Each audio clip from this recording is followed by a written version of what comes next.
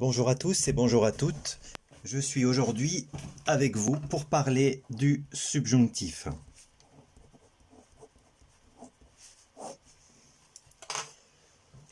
Donc tout d'abord, on va commencer par parler de sa construction.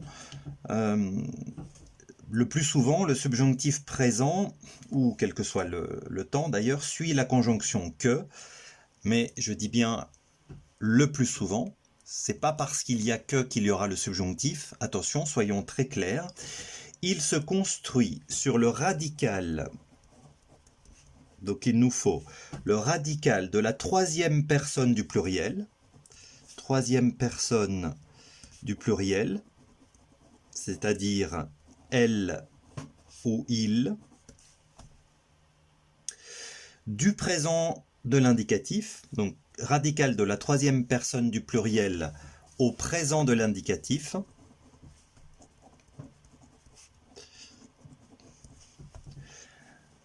auquel on ajoute les terminaisons e, es, e, ions, iez,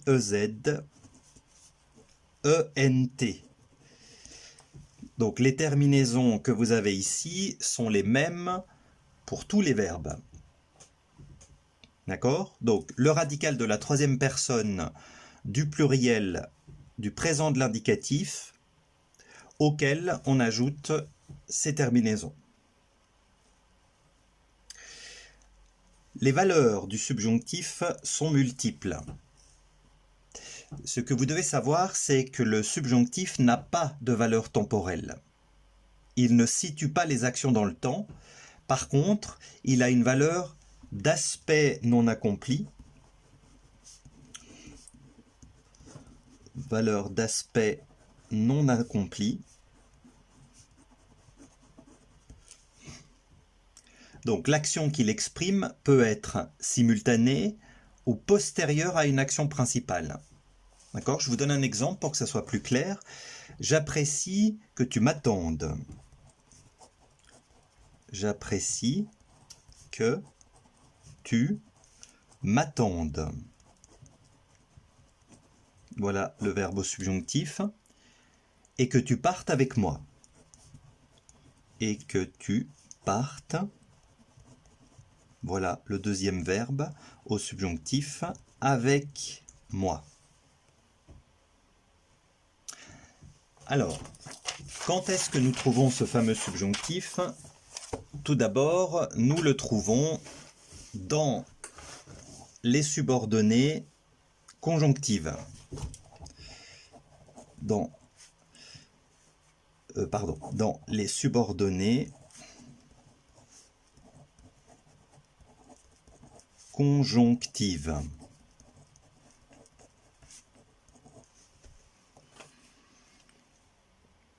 Ou les subordonnées conjonctives donc de temps, de but, de condition, d'opposition.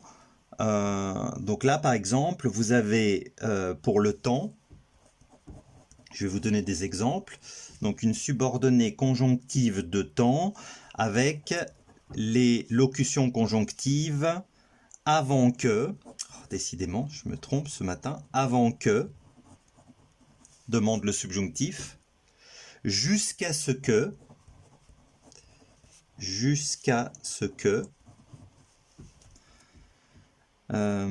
etc. Ensuite, les subordonnées conjonctives de but sont principalement introduites par les locutions conjonctives pour que, afin que. Donc le subjonctif sera exigé après ces locutions conjonctives qui expriment le but, mais bien sûr c'est etc. Comme le temps. La condition, et là on trouvera à condition que, c'est le plus connu, à condition que, plus subjonctif. Et enfin, opposition. Principalement, on trouvera le subjonctif après la locution conjonctive bien que et son équivalent, quoique en un seul mot. Ensuite, on trouvera le subjonctif après les verbes qui expriment les sentiments, verbe de sentiment. Par exemple, apprécier, apprécier que,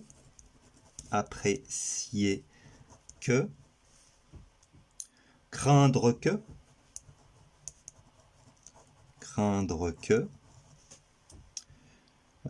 être heureux que, d'accord? Le doute, donc les verbes de doute,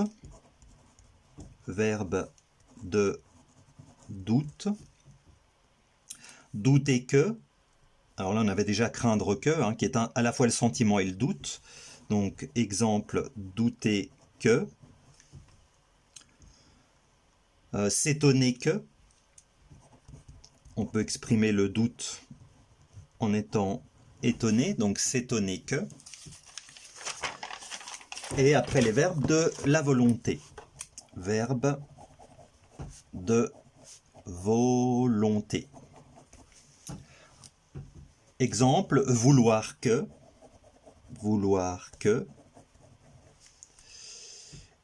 Exiger que. Voilà. Et enfin, on trouvera également le subjonctif dans une proposition subordonnée relative. Proposition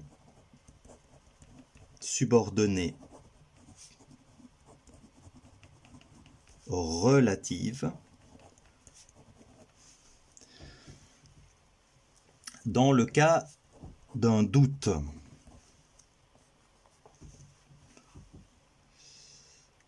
Exemple, je cherche une personne qui me comprenne. Je cherche une personne qui, pronom relatif, me comprenne. Je cherche une personne qui me comprenne. Donc je ne sais pas si elle existe, d'où le doute. Je ne sais pas si la personne existe, celle que je cherche existe, je ne sais pas. Donc on utilise le subjonctif. D'accord? Faites juste une petite comparaison. Je cherche une personne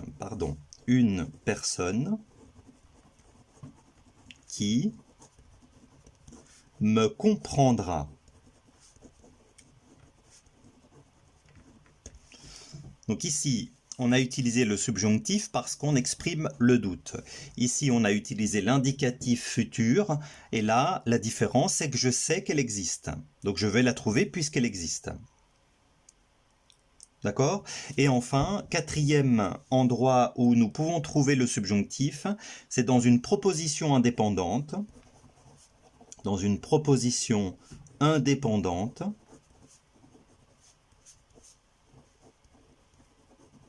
Ou principale, proposition principale. Et cette fois-ci, ce sera pour exprimer l'ordre ou la défense, le souhait, le regret ou l'indignation.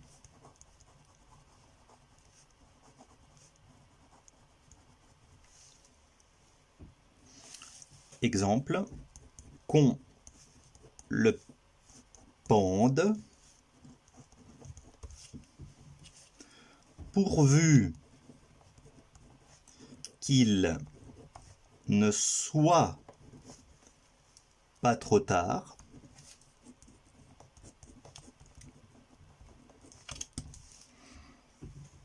Ce sont deux exemples.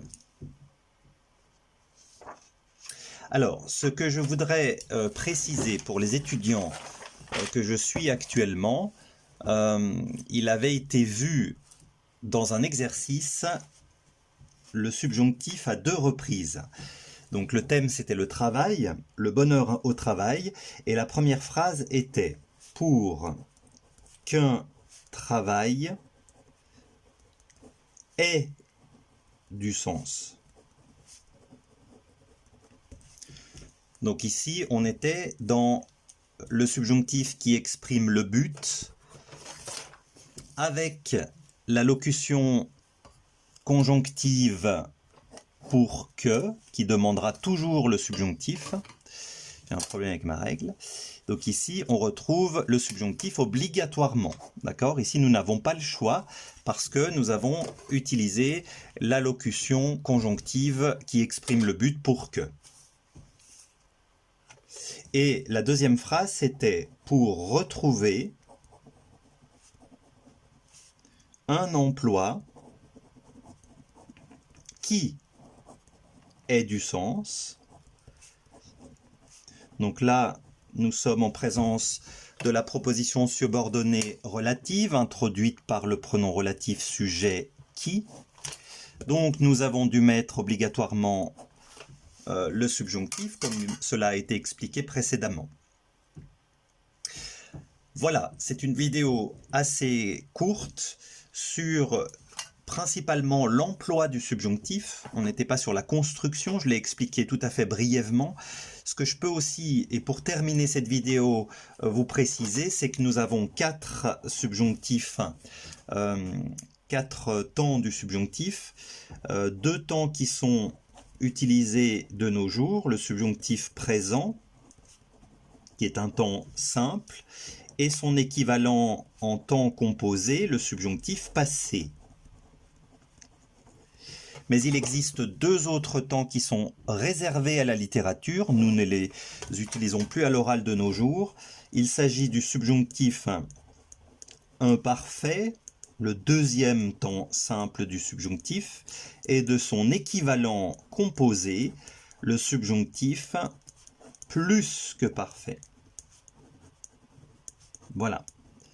Ces 2 temps-là, j'insiste, sont réservés à la littérature de nos jours.